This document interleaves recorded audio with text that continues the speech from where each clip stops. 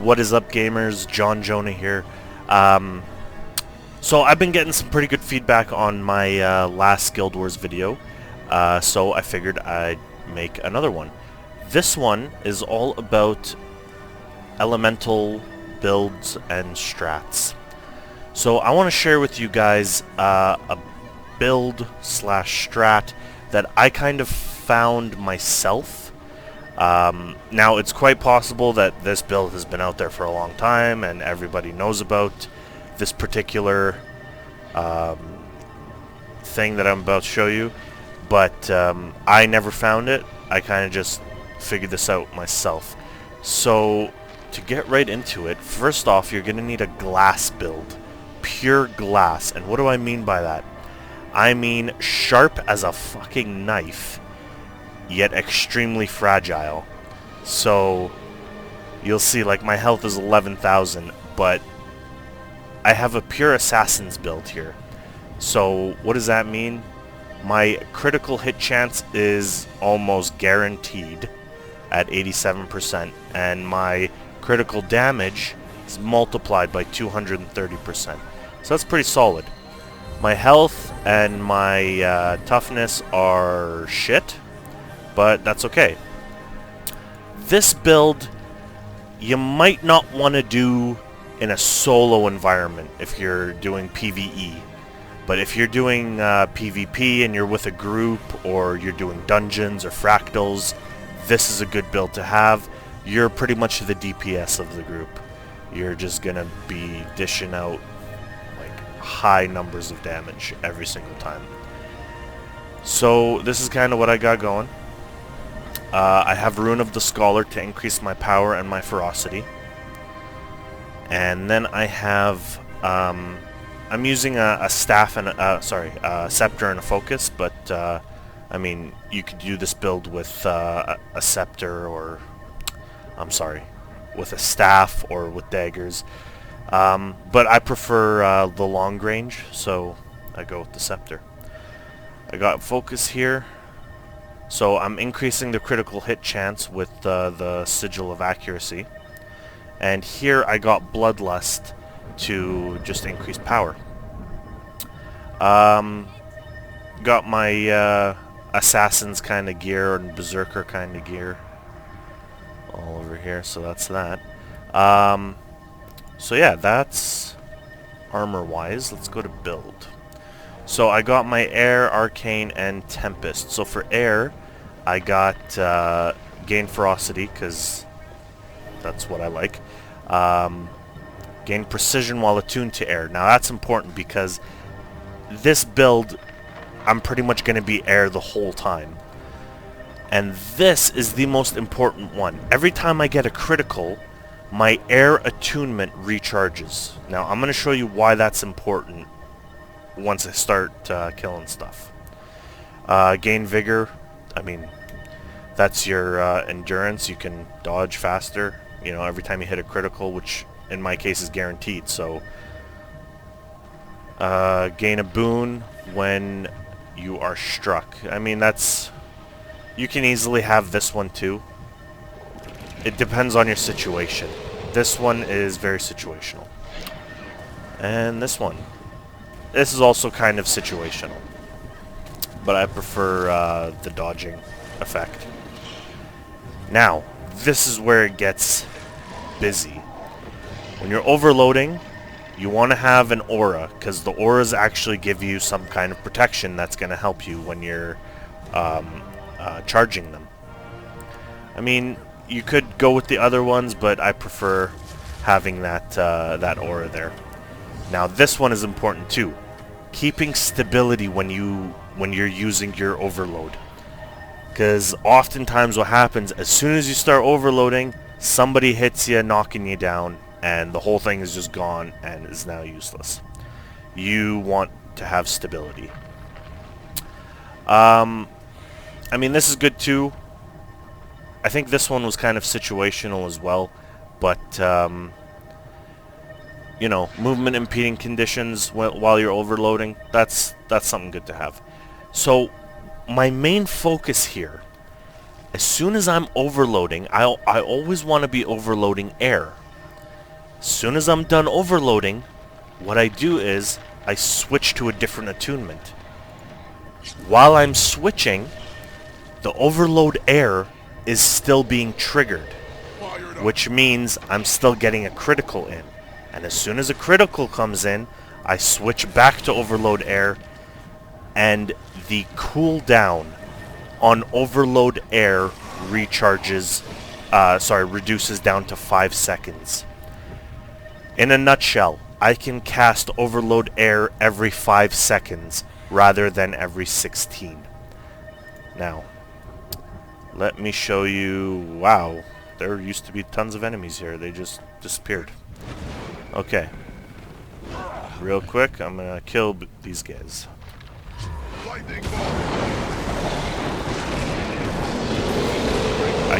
I switch, and then you see it comes back down to 5.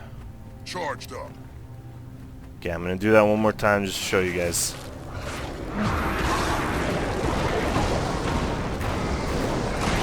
As soon as it's done, I switch.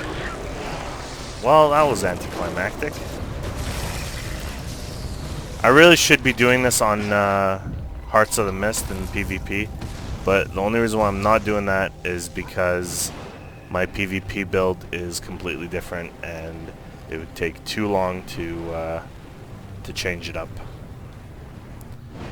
Alright, let's fight this guy then. Alright, so I'm overloading. Switch. Oh my gosh. Yeah, that was a bad idea. Okay. And see, that is why it is good to have a group when you're doing this, because you cannot do things solo at all. Okay, switch, and I can go back to overload. And then I can cast it again in literally just a few seconds. It's a good build to have. So, the main thing is you need high precision armor. Having high power and ferocity is good too, but you mainly want that high precision. And you need to have that air attunement thing checked off. Let's see if I can get this guy.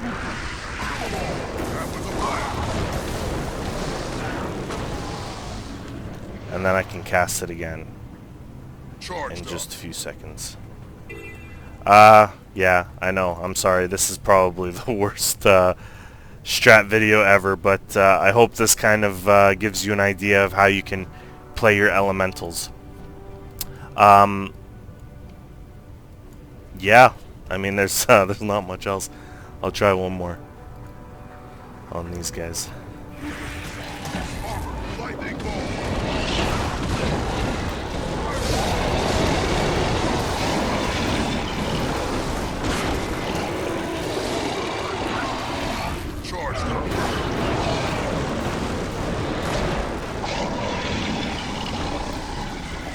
So, okay, that was probably the best one out of all of them, which isn't saying much, but it kind of gives you an idea. Overload air in this build is the only thing you're pretty much going to be casting. Now, Overload air is, in my opinion, one of the greatest abilities because it's a huge area effect ability and it does insane damage really quickly.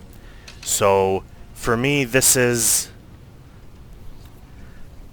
how I typically play.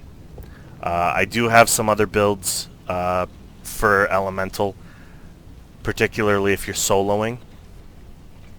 I'll just give you an idea real quick. The armor is Toughness, Vitality, and Condition. Having these kinds of this kind of armor will give you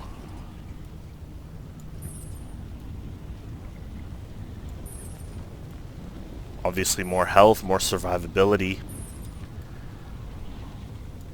This is probably the max that I can get myself to. and for this build I use dual dagger.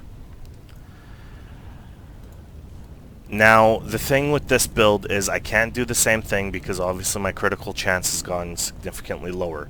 I do, however, keep the same build. The only thing is I change one of these. I change this to either deal more damage or call down lightning. It's really, again, a situational thing. I typically like this one because whenever a foe is disabled, he gets hit more. So, I mean, you could easily go with this. This one is pretty good too. So, yeah, this is, there's not much to this build. I mean, it's pretty self-explanatory. In this build particularly, I do have condition damage. So I actually try to stay away from air. I typically go with fire attunement, because obviously burn. Fired up. These 3 abilities give burn damage, and this one, when a foe is burned, and you hit him with this, you hit him for like 3-4k. I've seen myself go up to 6k with this, but he has to be already burned. This one I think also burns him. Yeah. So fire and earth. Because bleeding, of course. Bleeding and bleeding. So these 3 abilities offer bleeding, and this one does too. So there you go. And for these, I typically keep Feel the Burn on here in both builds. However, for the survivability build, I like to have the Frost Aura, and I also keep this because of the... Sorry, not the Frost Aura, Flash Freeze. But I still keep this, even though it improves critical chance, it also burns them a hell of a lot. And this one, of course, you just chill them. It's good too. I try not to play around with these too much. They're pretty much set in both builds pretty decently. If I'm soloing, sometimes I like to keep Mist Form. If I'm in a bad situation, I just throw on Mist Form and can get out of there pretty quickly. So, yeah, I mean, Rebound is a good elite skill to have.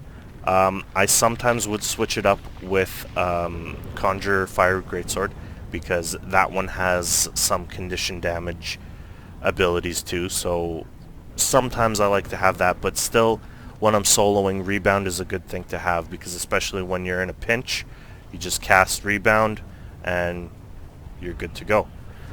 As for the healing abilities, the reason why I keep the glyphs is because it's the highest healing that, you know, I kind of have. So this one is just 6,000 right off the bat. This one is about 6,000 over a period of time. It's even less than 6,000, I think. I don't know. I don't want to do math. This one is just really bad. I mean, it's good if you're fighting, if you're in a fight and you have like tons of conditions on you, but I mean, the most I've ever had was like 3 or 4 conditions on me. So, I mean, this would still heal me a lot more. This is good because of its passive ability, but even then, if you're in a big fight, you won't see the effects of its passive ability too much. So, I still like to keep the glyph. And I mean, this is okay too. I would probably switch between this one and the glyph, depending on your situation. This one is probably the next best. For every target that it hits, you gain 20% more healing. So you can go up to 100%, which means this can heal you for 7,000. But obviously, it has to hit 5 targets. So if you're in a situation where there's lots of targets around you, then yeah, go for it. But if not, I like to keep things, you know, as basic as possible and as standard as possible. So I go with the glyph. So yeah, these are my builds. I know they're really, really basic, but I hope you guys enjoyed the thing about Overload Air. Like I said, I kind of discovered that on my own. It could be out there. You guys might already know about it, and if you do, sorry about that. But I hope this kind of helps. Alright, see you in the next video.